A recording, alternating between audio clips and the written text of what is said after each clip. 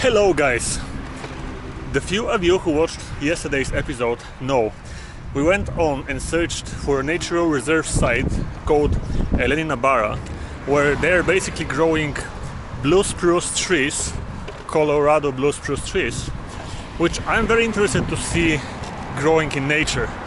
It's just like a challenge that I created for myself to go over there with my electrical trottinette, find this place and just lay down amongst the trees, just have a zen moment in those crazy times.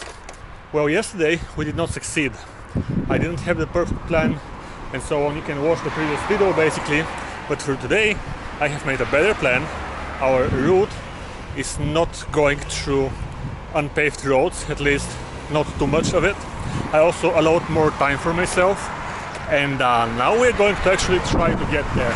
And today we are starting right on the ring road here, because it's obviously a better place to ride. So let's go and find this place.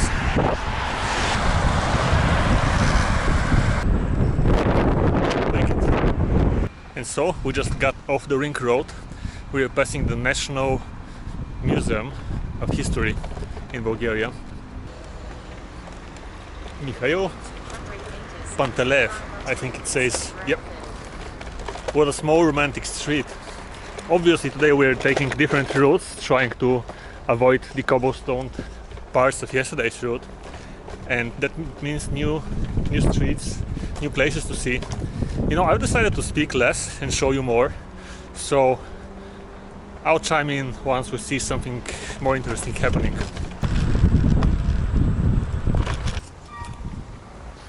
That's weird. Obviously the sign shows this street as being closed, but I wonder if I should take this one or actually pass the river here and take this one with the perfect asphalt on it, which I think is what I have to do. Well, not the perfect road, but interesting at least. Yeah, I'm in for some more pushing, and once again thinking about a little bit bigger trottinette. Wow, you have to see this. Ooh, what is this? Like, look at this truck. Wow, I have to go and check it out. Wow, obviously a bunch of old cars, but wow, look at the engine of this thing. It seems like something from the war time, maybe First World War or before that. This wooden carousel.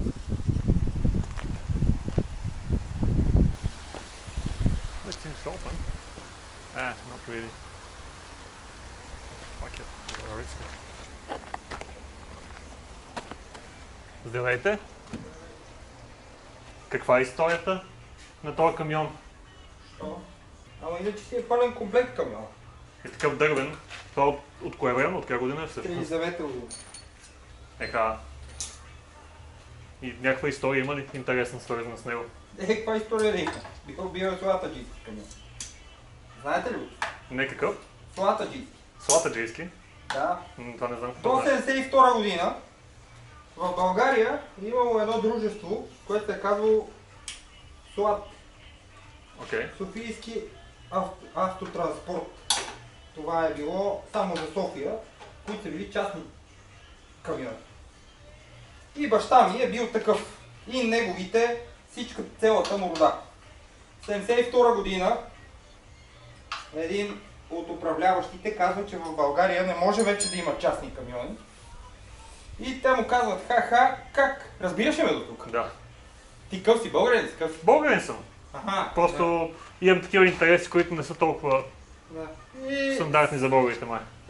Да, и 1972 година тия му казват хи-хи-хи, нищо не може да ни направиш, тия камиони са си наши. Той казал, добре, няма проблеми. Щом са си ваши, чудесно.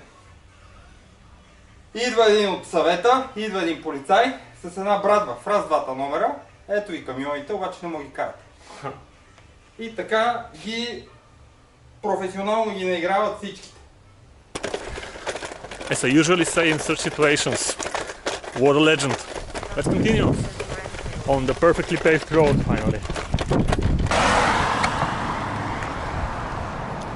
Let's cross the main street leading towards the city of Pernik here and continue on the other side on a small one. In the mood of our adventure today.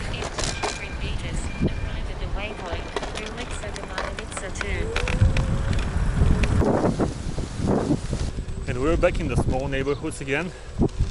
Some interesting and also some. Look at this small house, which is obviously survived maybe 100 years or so. Those small elements from the past era, buildings, architecture, this truck that we saw, older people and their stories. This is why I'm here, to find those small bits of a past era and explore them and get to know more about the history.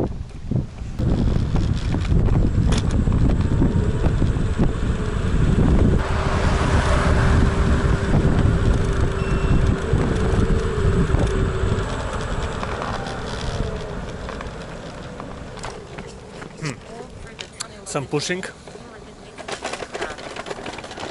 And we're passing the tunnel under the railroad towards Pernik once again. And I'm once again showing it to you because I'm once again fascinated by this architecture. Sometimes I wonder why they don't build things like this nowadays. I mean, I understand why, yet at the same time we're trying to make everything as cheap and efficient as possible, but at the same time now we can make architecture like this cheaper than it cost before and still have it be beautiful. So, well, maybe in the next era people will start caring more about beauty and aesthetics, not only about things being cheap and fast to build. We'll see down the line, I guess. How the Segway does on an incline. This is maximum speed right now.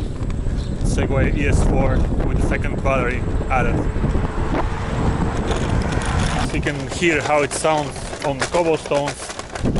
Again, I'm dreaming of a bigger one, bigger tires, being capable of actually being ridden here on this road. If you have any suggestions, write down in the comments below, and I'm going to carry it for a bit now.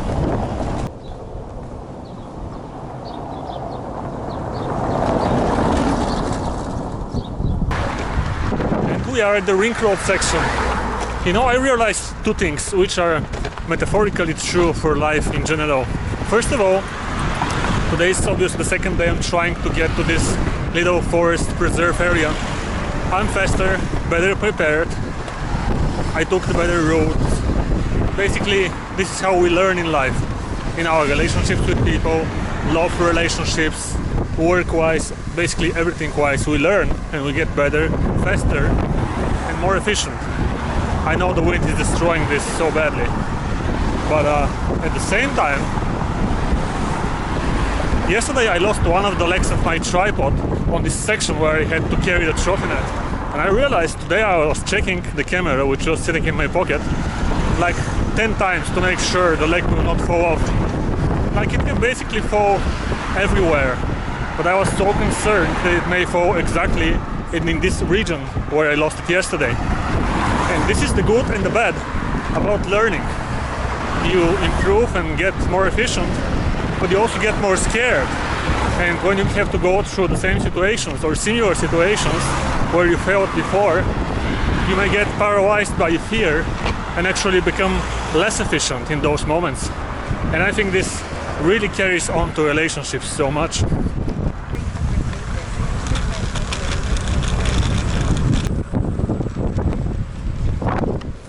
One thing about riding in a situation like this is everybody goes like, oh, it's super dangerous, like there's so many cars, somebody can hit you, you know.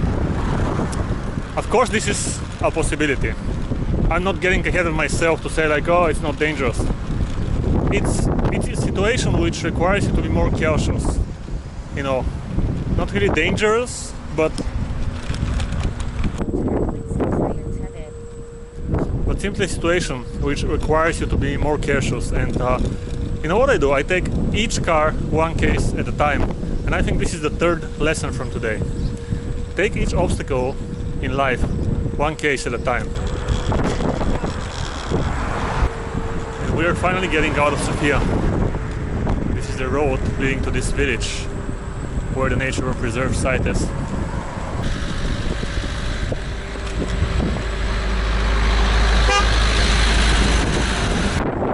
Oh look, a coffee machine right there on the street.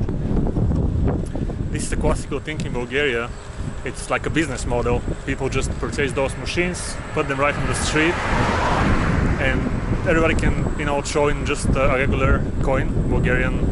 Usually it's 50 stotinki, which is like 0.25 euro cents, and you get nice coffee.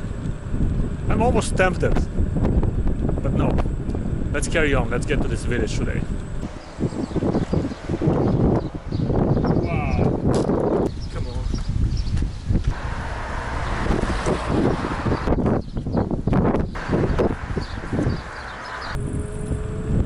Highway, we're just passing it on an old road going right under it. I like those comparison moments where you have the new super modern super fast thing crossing over to an older one, like in this case the modern highway built just a few years ago being crossed by this older road. It's not in a bad shape, but it's definitely built years back before the highway itself. And you can see how the highway is going right through nature, almost breaking nature. And you don't see all that much of nature when you're going on the highway with 130 kilometers per hour, 140. And here on this old road, you can enjoy the trees, the sun, the sky. Such a different experience.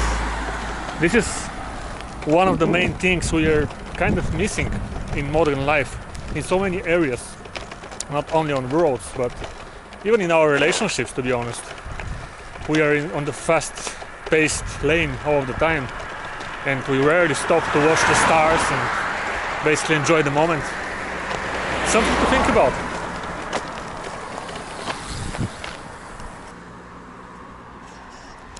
Well, we are almost where we reached up to yesterday, and I actually have less battery already than I did have yesterday. So let's just continue and get to this forest area and then figure out how we're going to come back. Woo! We are very nearby. Here is the highway. We just crossed under it, and there is the sign. It says Malo Buchino, as you can see, 2 kilometers away from here, which is our destination. By the way, I see right under it another sign. It says Guлямо Buchino, 11 kilometers. Again, with a bigger shot in it. I could have been able to actually cover all those two villages and then come back on a different route. But with this one, with a smaller battery obviously, I can basically just get to Malo Buchino, our goal for today, and then have to charge it if I want to be able to go back at least. Again, we have the close comparison between the old road going through the forest, and you can see how it's going through a tunnel of trees, and the newer highway with which is like fenced out, so animals don't get on it, but also the cars don't see the nature that well. Which one would you choose? And I'm seeing right here somebody passed away, obviously. I don't know what is the story, but look at this.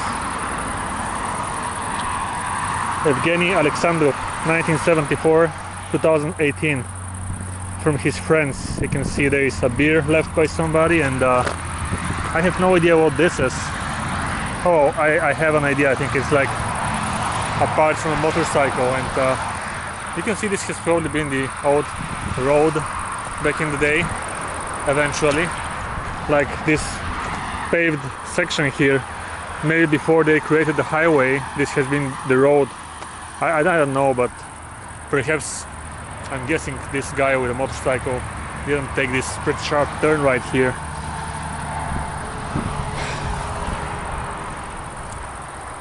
A moment of silence for all motorcyclists who lose their lives in different accidents on the roads. We have to all be careful. Well, let's see if we can reach this village today.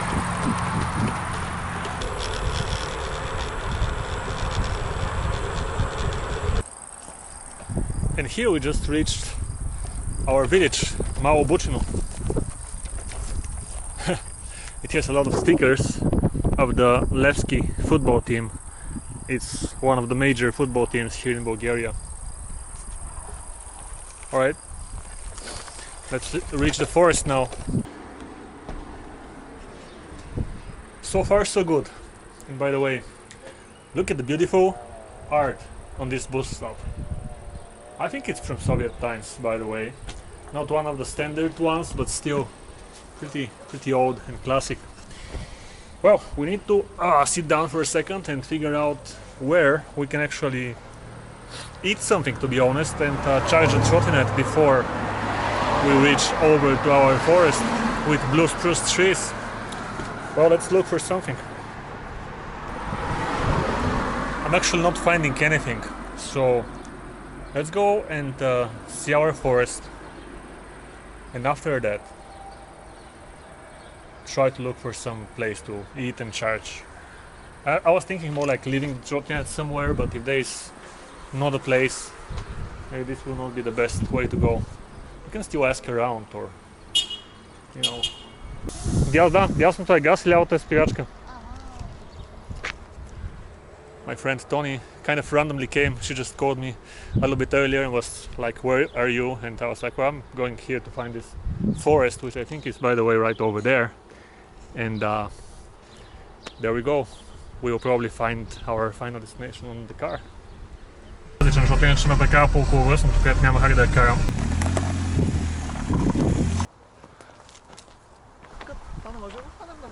Кое? Ами може да минем от там, само трябва да видим докъде ще стигнем.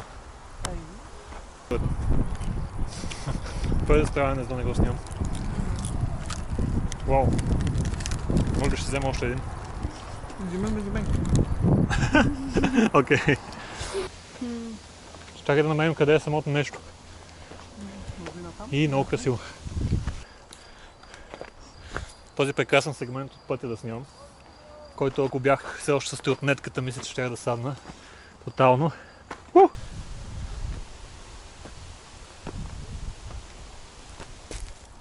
Ми...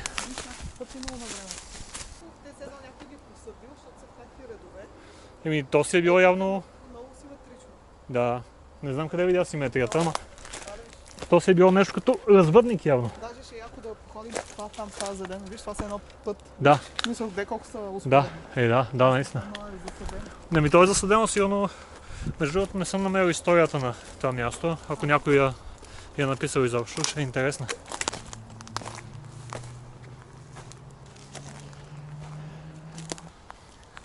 And so we've basically finally reached the destination. You know, I'm going to end this vlog right here, and I will just leave you with the sound of the wind and the birds chirping and those tall trees. They are somewhat dried out at the bottom, and then up towards the sky they seem to be in a good shape. I'll see you on the next one. Wow. It's just a magical place. Alright? Just listen to this for a while, basically.